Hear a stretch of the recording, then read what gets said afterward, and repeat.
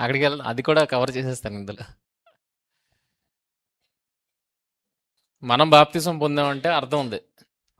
ప్రభు అయిన యేసుక్రీస్తు వారు బాప్తిసం పొందామంటే అక్కడ వేరే అర్థం ఉంది. ఏంటి ఆ అర్థం? వెళ్దాం ముందుకి. అయితే ఇక్కడ అది ఎందుకు అంటున్నారు అలాగా?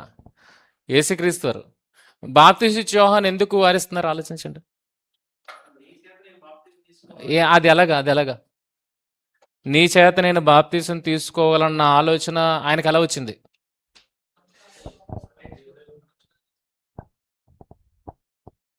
ఎలా వచ్చింది? ప్రశ్నలు వేసుకోవాలి. ప్రతిదీ ప్రశ్న కిందే మీరు వెళ్తేనే అక్కడ ముళ్ళన్నీ విడితే. ఎలా వచ్చింది? నేను నీ చేత బాప్తిసం పొందవలసిన వాడనై ఉండగా అని ఎందుకు అంటున్నారు? ఎలా అంటున్నారు? ఎలాగ గుర్తించాడు బాప్తిసం ఇచ్చే యోహాను? పోనీ ఇది ఇలాగుంచుదాం. యోహాను సువార్త 1వ అధ్యాయం 31. నేను ఆయనను ఎరుగునైతిని అన్నాడు కదా. నేను ఆయనను ఎరుగునైతిని అన్న చెప్పిన ఆయన ఇక్కడ మత్తయి సువార్తలోకి వచ్చినప్పటికీ నీ వలన నేను బాప్తిసం పొందవలసిన వాడనై ఉండగా ఎరుగున అన్నాడు. ఇక్కడ ఏం మాట్లాడుతున్నాడు? నీ చేత బాప్తిసం పొందవలసిన వాడన అని అంటున్నాడు. ఇందుకు ఏ రకంగా ఎరగలేదు, ఏ రకంగా ఎరిగాడు? మీరు ప్రశ్నలు వేసుకుంటే అలా ప్రశ్నలు వస్తాయి. ఏ రకంగా ఎరగలేదు, ఏ రకంగా ఎరిగాడు? తల్లి గర్భంలోనే గంతులేసాడన బంధువు అన్న విషయం మరియా ఎలిజబెత్ గారి దగ్గరికి వెళ్ళినప్పుడు ఈ శుభవచనం చెప్పగానే గర్భంలో ఉన్న శిశువు గంతులు వేశాడు అంటే అప్పటికే స్పందన అనేది, ప్రభు అంటే స్పందన ఉన్నది అన్న విషయం మనకి అర్థమవుతుంది. ఈ రిలేషన్ని బట్టి ఇది బలపడే ఛాన్సెస్ కూడా ఉన్నాయి, బంధుత్వాన్ని బట్టి. సో నువ్వు రాబోతున్నవాడు నీవే అని చెప్పగలిగే స్థితి ఉంది. అయితే బంధుత్వాన్ని బట్టి నీ చేత నేను బాప్తిసం పొందాలి, నువ్వే నా వెనక రాబోతున్నవాడు అని చెప్పారు కదా. చెప్పినప్పుడు యేసుక్రీస్తు వారు సర్లే బాప్తిసం వద్దు వెళ్ళిపోతాను అన్నాడా? ఏమన్నాడు ఇక్కడ? దాని అర్థం ఏంటి? అందులో ఉన్న మీనింగ్ ఏంటి? ఎందుకు అలాగ అన్నాడు? నీతి యావత్తు ఇలాగూ నెరవేరుట మనకు తగి ఉన్నదని అతనికి ఉత్తరం ఇచ్చాను గనుక అతడు అలాగూ కానిచ్చాను. అంటే బాప్తిసం ఇచ్చాడు. ఆయన బంధుత్వాన్ని బట్టి వద్దు అని అన్నాడు. కానీ ఏమన్నాడంటే ఇప్పటికి కానిమో నీతి యావత్తు ఇలాగ నెరవేరుట మనకు తగి ఉన్నది. ఈ మాటకి అర్థం ఏంటి? అది నేను అడుగుతుంది. ఈ మాటకి అర్థం ఏంటి? ఇందులో ఉన్న ఆ డెప్త్ని మనం క్యాచ్ చేయాలి. ఇప్పుడు ఈ డెప్త్ని మనం క్యాచ్ చేయడానికి ఈ స్టార్టింగ్లోనే యేసుక్రీస్తు వారు భవిష్యత్తును కూడా ఎరిగిన సంగతులను ఎరిగిన వాడుగా ప్రతిదీ మాట్లాడతాడు. అంటే అన్ని దృష్టిలో పెట్టుకుని, ఓవరాల్గా దృష్టిలో పెట్టుకుని మాట్లాడతాడు. ఇప్పుడు ఇక్కడ ఇలా మాట్లాడడానికి రీజన్ ఏంటి? ఏమైనా సందర్భాలు మీకు ఏమైనా గుర్తొస్తున్నాయా?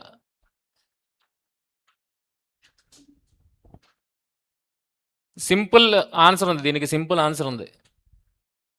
సింపుల్గా మీరు చెప్పొచ్చు. ఏంటది? యేసుక్రీస్తు వారు ప్రతిదీ ఎవరి ఇష్టం బట్టి చేశారు? ప్రతిదీ ఆయన ప్రతి అడుగు తండ్రి చిత్తానుసారంగానే వేయడానికి ఇష్టపడ్డాడు. తండ్రి చిత్తానుసారంగా వేయడానికి ఇష్టపడ్డాడు. ఇప్పుడు ఇక్కడ తండ్రి చిత్తం ఏంటి? ఈ బాప్తిసం విషయంలో తండ్రి చిత్తం ఏంటి? అసలు బాప్తిసం ఇచ్చి యోహాను బాప్తిసం ఎందుకు ఇస్తున్నాడు తెలుసా? బాప్తిసం ఇచ్చి యోహాను పేరు ఎలా వచ్చింది తెలుసా? బాప్తిసం ఇచ్చి యోహాను పేరు ఎలాగొచ్చింది తెలుసా? ఆయన పేరు యోహానే. పుట్టినప్పుడు ఏం పేరు పెట్టారు? యోహాన్ అని పేరు పెట్టారు. మరి బాప్తిసం అనేది ట్యాగ్ ఎలా తగిలింది? ఆయన మాత్రమే ప్రారంభకుడు. బాప్తిస్మానికి ప్రారంభకుడుకు ప్రతి వాడికి అది తగులుతుంది, ట్యాగ్ నేమ్ యాడ్ అవుతుంది. కనుక ఆయన పుట్టి పేరు యోహానే, కానీ ఆయనే ప్రారంభించాడు బాప్తిసం ఇవ్వడం. కనుక బాప్తిసం ఇచ్చు యోహాను. ఆయనే ఎందుకు ప్రారంభించాడు? ఎక్కడుందా పని అప్పగించాడని? ఎందుకు బాప్తిసం యోహానే బాప్తిసం ఇచ్చాడు, స్టార్ట్ చేశాడు? దీనికి పెద్ద రీజన్ ఉంది. ఈ రీజన్లోనే మనకి యేసుక్రీస్తు వారు బాప్తిసం ఎందుకు పొందారో కూడా అర్థమైపోతుంది. ఎందుకు?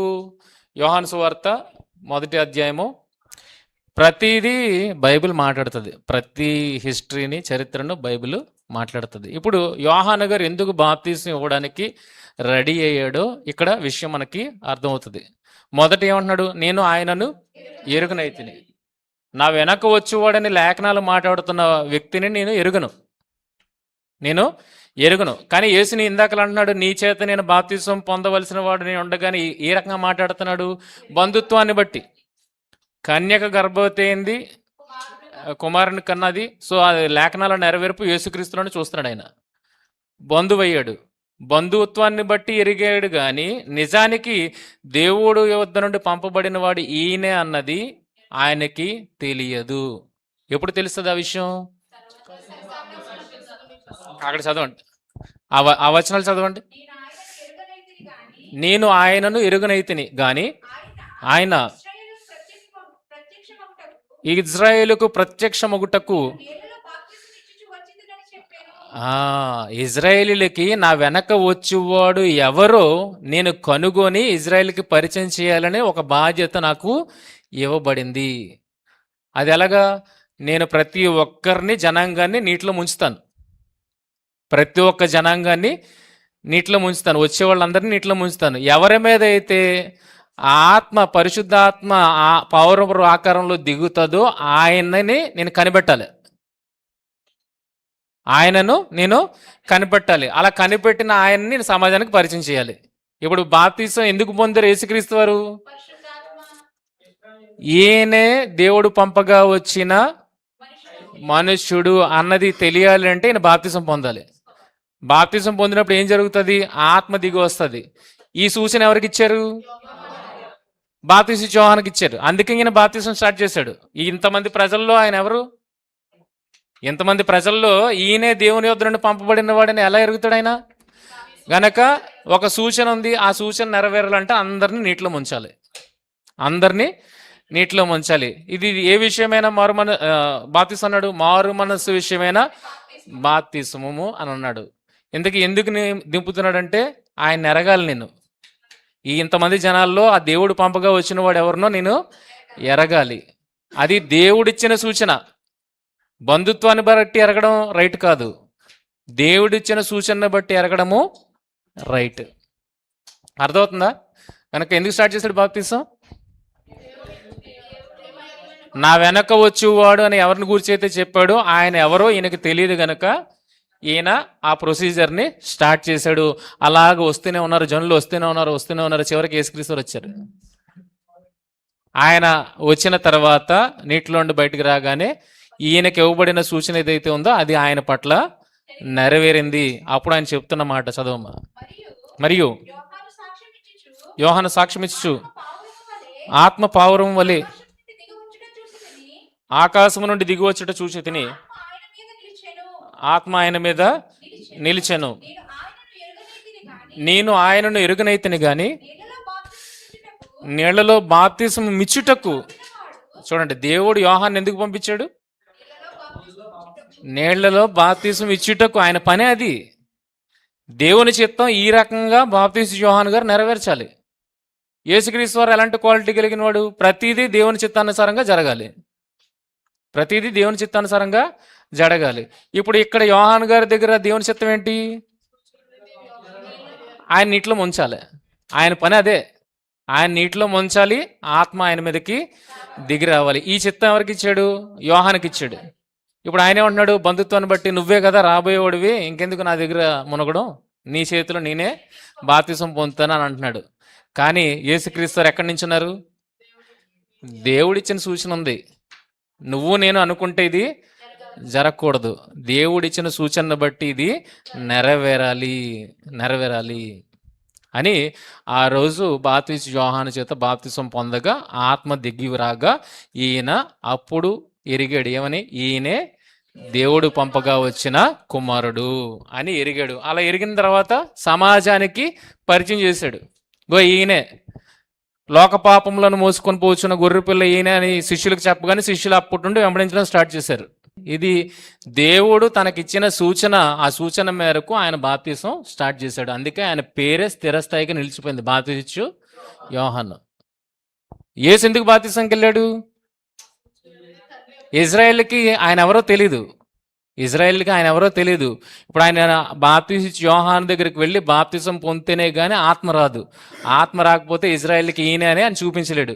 గనక ఆయన అక్కడ బాప్తిసం పొందాడే కానీ మనలాంటి బాప్తిసం ఆయనది కాదు. మనం మన పాపములను సమాధి చేసాం, నూతన పురుషునిగా లేచాం అన్నది సాదృశ్యంగా చూపించడానికి బాప్తిసం పొందుతున్నాం. కానీ యేసుక్రీస్తు వారి బాప్తిసం పాపం వల్ల పొందిన బాప్తిసము కాదు. ఆ సూచన నెరవేర్చడానికి కొరకు ఆయన బాప్తిసము పొందాడు. ఇప్పుడు ఇది గనక బాప్తిసం యోహాను బట్టి జరగలేదు అనుకోండి, నిజంగా బంధు ప్రీతిని బట్టి బాప్తిసం పొందలేదు అనుకోండి, నెక్స్ట్ ఏం జరిగేది తెలుసా? చాలా దారుణం జరిగేది.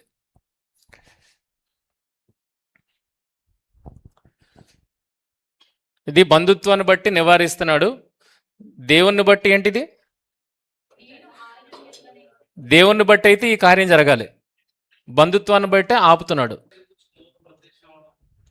బంధుత్వాన్ని బట్టే బాప్తిసం అవసరం లేదు నీకు, నేను ఎరుగుతాను కదా, నేను పరిచయం చేస్తాను అన్నాడు. నోటి మాటగా చెప్పేస్తా అన్నాడు. కానీ నోటి మాటగా యేసుక్రీస్తు వారికి ఇష్టం లేదు. దేవుడు నీకు ఇచ్చాడుగా కార్యం, నా విషయంలోనే నెరవేరాలి, నీ విషయంలో కూడా దేవుని చిత్తం నెరవేరాలి. అందుకే నువ్వు వచ్చావు. ఇప్పుడు చూడండి, ఇది బంధుత్వాన్ని బట్టి అన్నాడు, కానీ దేవుని చిత్తాన్ని బట్టి జరగాల్సింది ఇది. ఇక్కడ ప్రాబ్లం చూడండి, ఇక్కడ వస్తుంది. ఇలా దేవుని చిత్తాన్ని బట్టి ఏమి నెరవేర్చేవాళ్ళం అవుతాం?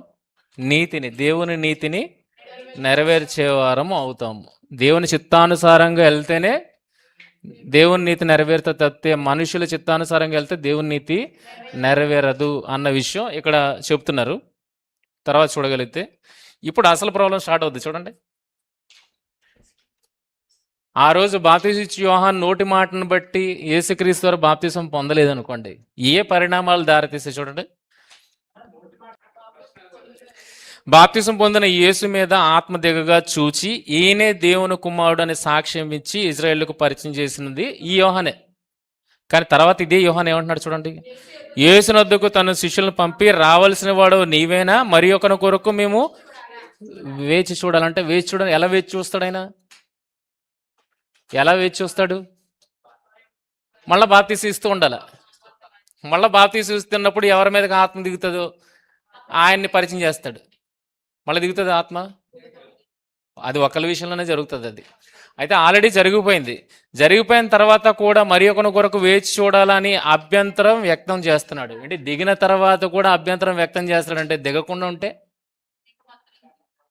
నివారింప చూశాడు కదా. అప్పుడే యేసుక్రీస్తు బాప్తిసం పొందకుండా ఆగిపోతే ఏ పరిస్థితులకు వెళ్ళిపోద్ది చూడండి. అది చూడండి, కిందకి అదే రాశాను, కిందకి అదే ఉంటుంది. ఇక బంధుత్వాన్ని బట్టి యేసు బాప్తిసం ఇయ్యక అక్కడ దేవుని చిత్తమును కనుపరచక ఉండి ఉంటే, యోహాను మాటను బట్టి యేసు అభ్యంతరం ఏమీ చెప్పక బాప్తిసం పొందకుంటే, ఆత్మ దిగి వచ్చిన తర్వాత కూడా యేసు విషయమే తన అభ్యంతరాన్ని వ్యక్తపరిచిన యోహాను ఆ దేవుని సూచన ఆయన పట్ల నెరవేరక ఉండి ఉంటే ఈయన యేసే కాదు అనేవాడేమో. అదేగండి, ఎంత దారుణంగా వెళ్ళిపోద్ది. గనక ఇవన్నీ ఫ్యూచర్లో వస్తాయని యేసుక్రీస్తు వారికి అర్థమే. ఎప్పటికి కానిమ్ము, తర్వాత చూసుకుందాం, దేవుని నీతి యావత్తు ఇలాగూ జరుగునట్లు ఇది కానిచ్చేద్దాం అన్నాడు. అంటే ప్రతిదీ దేవుని చిత్తానుసారంగా జరగాలన్నది యేసు. బాప్తిసం యోహాను విషయంలో కూడా దేవుని చిత్తం నెరవేరాలని కోరుకున్నాడు. ఎందుకంటే తర్వాత ఇలాంటి సిచ్యుయేషన్స్ ఎదురవ్వచ్చు. గనక ప్రతిదీ ఎలా జరగాలి? దేవుని చిత్తానుసారంగానే జరగాలి. అందుకే యేసు ఇలా మాట్లాడుతున్నాడు చూడండి, యోహాను నన్ను గూర్చి ఇచ్చిన సాక్ష్యము కంటే తండ్రి ఆత్మతో నన్ను అభిషేకించి నా ద్వారా జరిగిస్తున్న కార్యాల ద్వారా ఆ దేవుడే నన్ను గూర్చి సాక్ష్యం ఇస్తున్నాడు అని అన్నారు. దీన్ని బట్టి అన్ని ఆ దేవుని ఆజ్ఞ ప్రకారం జరగడమే దేవుని నీతి అని, అలాగే మనము చేయాల్సిన వారమని మనకు అర్థం చేస్తున్నాడు. మనుషుల ఇష్టాన్ని బట్టి మనం వెళ్ళకూడదు. ఎవరి ఇష్టాన్ని బట్టి వెళ్ళాలి? దేవుని ఇష్టాన్ని బట్టి వెళ్ళడమే దేవుని నీతి. ఇక్కడ చెప్తున్నాడు రిఫరెన్స్, నన్ను గురించి సాక్ష్యం ఇచ్చేవాడు వేరొకడు కలడు, ఆయన నన్ను గురించి సాక్ష్యము సత్యమని ఎరుగుదును. మీరు యోహాను కొందరిని పంపితిరి, అతడు సత్యమునకు సాక్ష్యం ఇచ్చెను. నేను మనుషుల వలన సాక్ష్యం అంగీకరింపను గాని మీరు రక్షింపబడవలనని ఈ మాటలు చెప్పుచున్నాను. కనుక ఆత్మ దిగింది నా మీద, ఆత్మ ద్వారా జరిగిస్తున్న కార్యాలే నేనే దేవుని యొద్ద నుండి పంపబడిన వాడన్న విషయం సమాజానికి తర్వాత, బాప్తిసం పొందిన తర్వాత కదా ఆత్మ దిగి వచ్చి కార్యాలు నెరవేర్చడం అనేది, ముందు లేదు కదా. కనుక ఇప్పుడు ఆత్మ నా మీద దిగిందని నేను చేస్తున్న కార్యాలను బట్టి మీరు అర్థం చేసుకోవచ్చు, దేవుడు పంపగా వచ్చిన వాడిని నేనే. యోహాను కంటే ఎక్కువైన సాక్ష్యం నాకు కలదు. ఆ క్రియలు నన్ను గురించి సాక్ష్యం ఇస్తున్నాయి. యోహాను ఆత్మ దిగిన వరకే సాక్ష్యం ఇచ్చాడు, కానీ ఆ తర్వాత ఆత్మ దిగి జరుగుతున్న కార్యాలను బట్టి దేవుడు నన్ను గురించి సాక్ష్యం ఇస్తున్నాడు.